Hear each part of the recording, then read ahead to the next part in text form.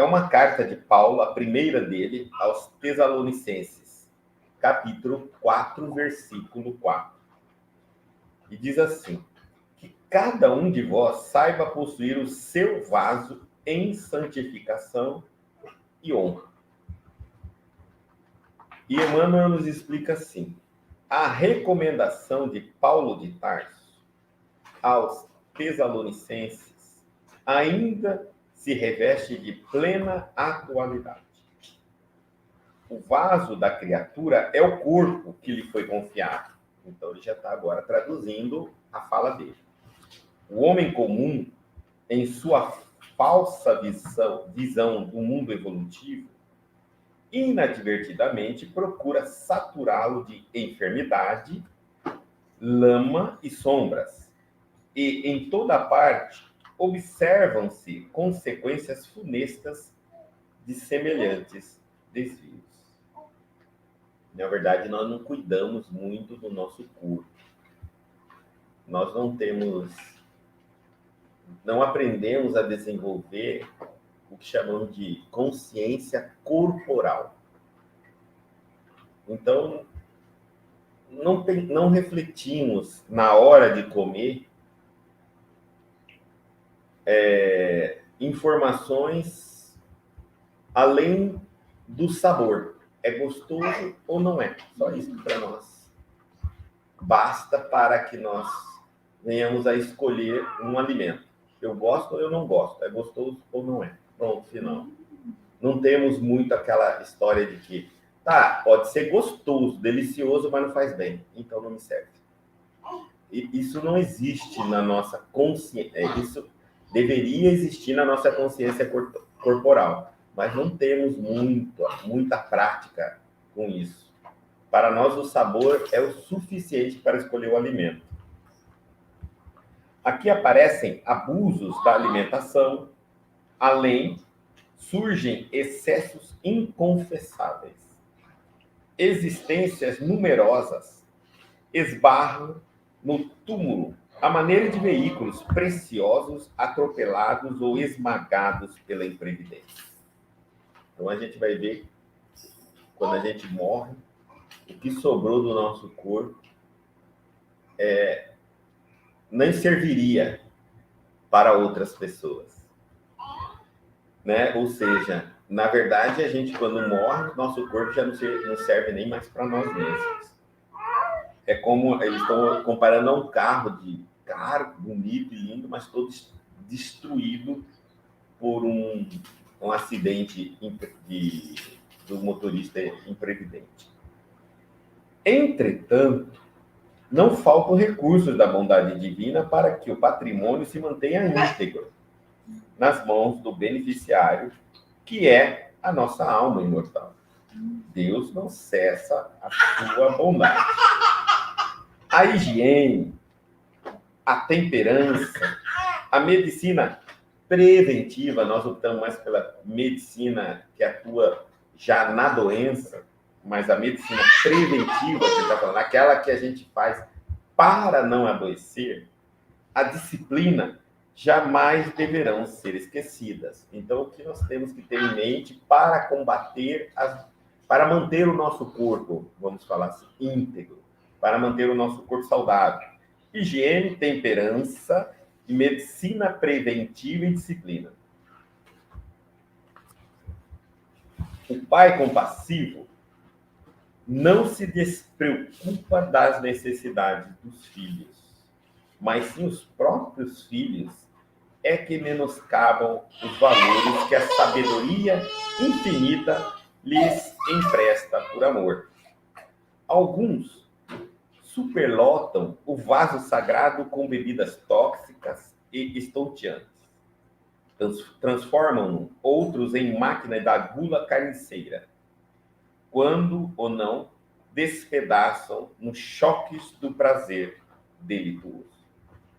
Então, ele coloca aqui 3 grupos. O primeiro é a bebida alcoólica, ou qualquer outra substância que intoxica. A segunda é a carne. Está falando aqui bem da carne. E a terceira é o prazer, o excesso, né?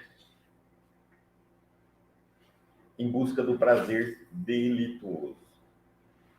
Em obedecer os impositivos de equilíbrio na lei divina, reside a magnífica prova para todos os filhos da inteligência e da razão.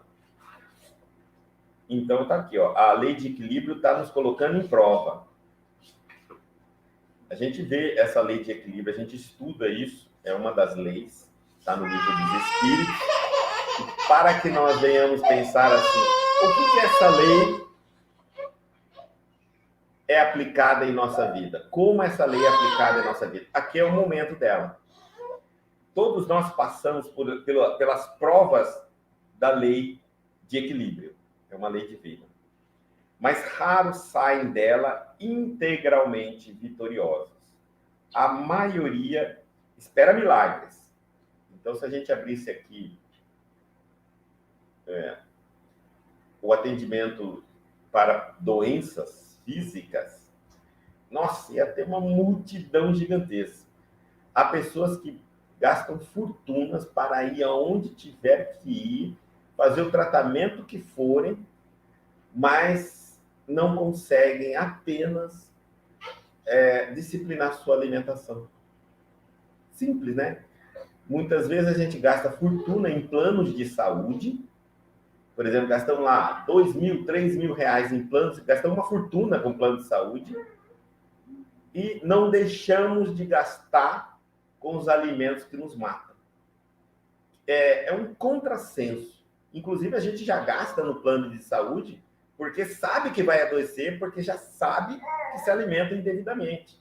Como a gente não quer parar de uma maneira preventiva, a gente quer pelo menos um milagre para manter-nos ainda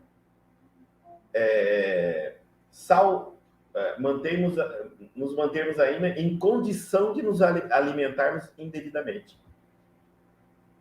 Então, a maioria espera milagres para exonerar-se dos compromissos assumidos. Ou seja, a gente vem sabendo que determinado alimento não nos faz bem.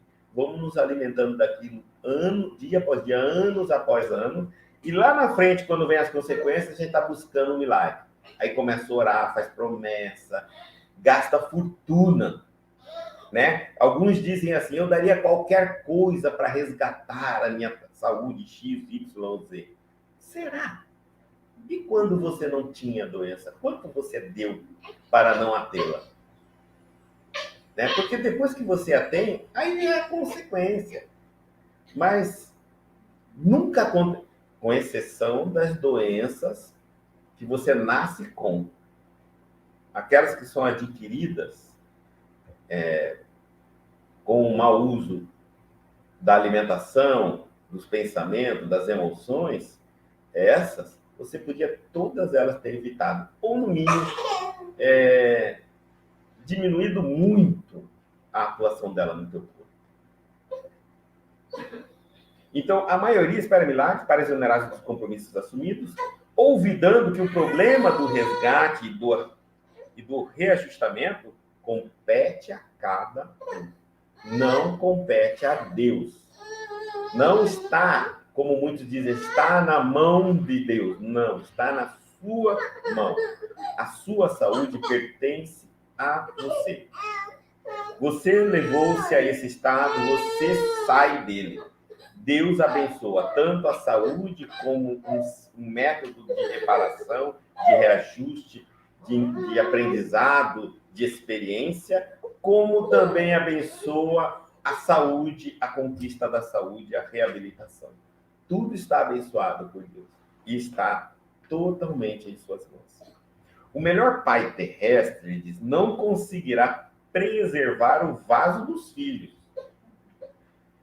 senão transmitindo-lhes as diretrizes do reto proceder.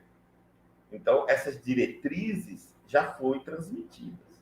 Nós temos todos os conhecimentos.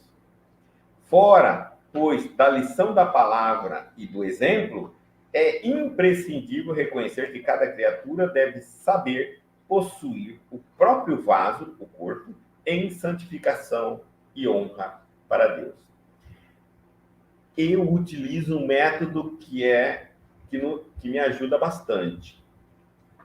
Quando vou me alimentar, não penso, eu estou com fome, eu quero comer. Vou alimentar o corpo que pertence a Deus. E cabe a mim cuidá-lo. Vou alimentar, vou tomar a água para abastecer, ou seja, enquanto eu não assumo ser o dono do meu corpo, né? É melhor, porque nós temos mais cuidado com as coisas dos outros emprestadas. É um método psicológico. Quando eu assumo que é meu, eu trato ele com menos dignidade, menos respeito e extrapolo. Então, eu tento sempre utilizar o método de não chamar o corpo, meu corpo, de meu, e sim o corpo de Deus. Aí eu acabo pensando um pouquinho mais se realmente o corpo que pertence a Deus quer comer um churrasco e tomar uma cerveja até cair. Será que ele quer? Né? Se ele é de Deus.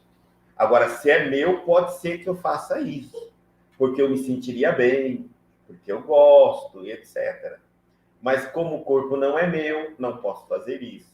Então eu vou começando a trabalhar psicologicamente que este corpo não é meu e eu vou ter que devolvê-lo a Deus. Ele foi um empréstimo divino para que eu, usando, consiga